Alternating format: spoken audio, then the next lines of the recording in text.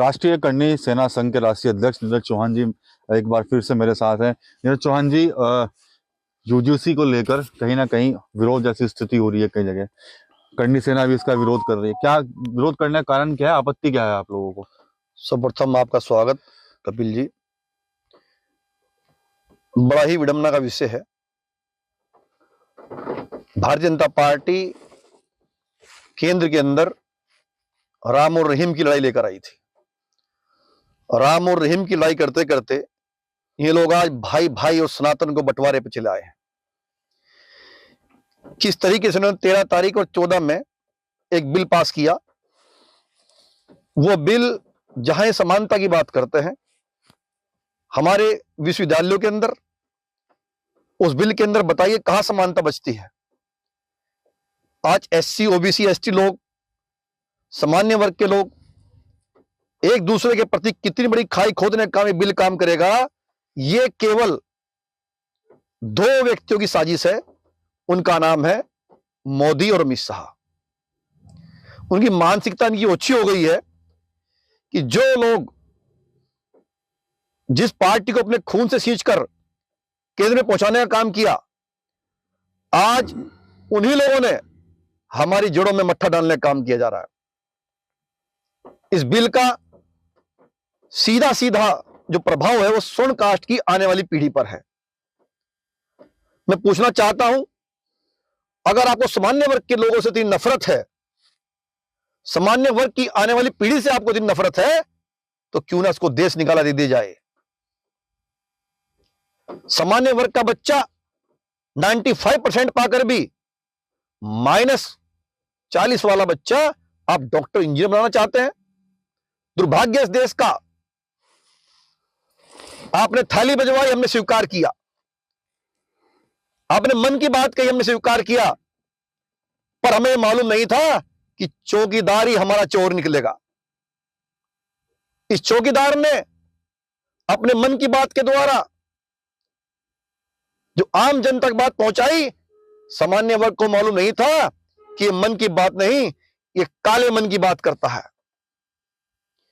जहां एक तरफ उत्तर प्रदेश के अंदर विधानसभा चुनाव सर पर है, आज मोदी जी ने जिस तरह का कानून सामान्य वर्ग के ऊपर थोपा है, इसके लिए करणी सेना नहीं, पूरा स्वर्ण समाज, मैं आपके चैनल के माध्यम से कहना चाहता हूं, ब्राह्मण, क्षत्रिय, वैश्य, पंजाबी, त्यागी, आप सब लोग पायदान पर आ जाओ।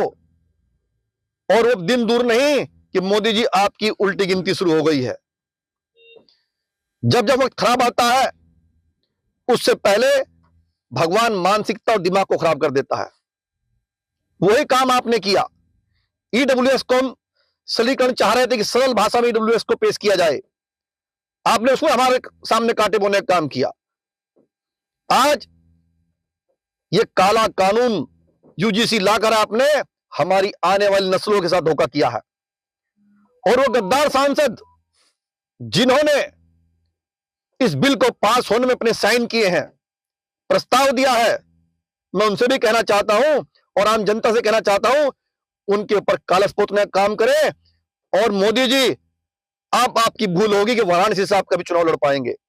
पूरा ब्राह्मण समाज, क्षत्रिय समाज, सामान्य वर्ग का समाज आपको वाराणसी से इलेक्शन नहीं लड़ने देगा। और लड़ भी गए तो हार का मुंह आपको देखना पड़ेगा। क्या रणनीति बना रहे हैं कुछ आप लोग? या पूरे प्रदेश के अंदर आंदोलन होगा, हर देश के पूरे देश के कोने कोने में आंदोलन होगा, जिले स्तर पर होगा। और बहुत जल्द फरवरी के महीने में 22, 28, 15 फरवरी को हम लोग दिल्ली कूच कर रहे हैं। जंतर मंतर पर घेराव होगा, भूख हड़ताल करेंगे। आज तक सामान्य वर्ग के समाज ने 78 साल 75 साल के कार्यकाल के अंदर हिंदुस्तान के कोई मांग नहीं रखी। जो जो कानून आप इन पर थोपते रहे, सामान्य वर्ग का व्यक्ति उसे स्वीकार करता रहा सिर झुकाकर। आप सत्ता के अंधियारे में पड़े हुए थे, आपको उठाकर गद्दी पर पहुंचाया, पर यह मालूम नहीं था गुजरात के अंदर बैठे दो रंगा बिल्ला आज सामान्य वर्ग के साथ धोखा करेंगे, सामान्य वर्ग को धरातल में पहुंचाने का काम करेंगे। अरे क्या सोच है आपकी? जिस विश्वविद्यालय में हमारा बच्चा पढ़ता है, उसका गला आप वहीं कानून में, थाने पुलिस में, उसकी मार्किंग में घोटने का काम करेंगे। तो बताइए, आपसे बड़ा शत्रु हमारा कोई नहीं हो सकता। मोदी जी, या तो बिल को वापस लिया जाए, नहीं तो पूरे हिंदुस्तान के अंदर तख्ता पलट होगा। नजदीक दिन नहीं है आपके। वो आपने बांग्लादेश और नेपाल का हाल देख लिया होगा, और चौकीदार ही चोर निकला। हमारा बड़ा दुर्भाग्य इस बात के लिए।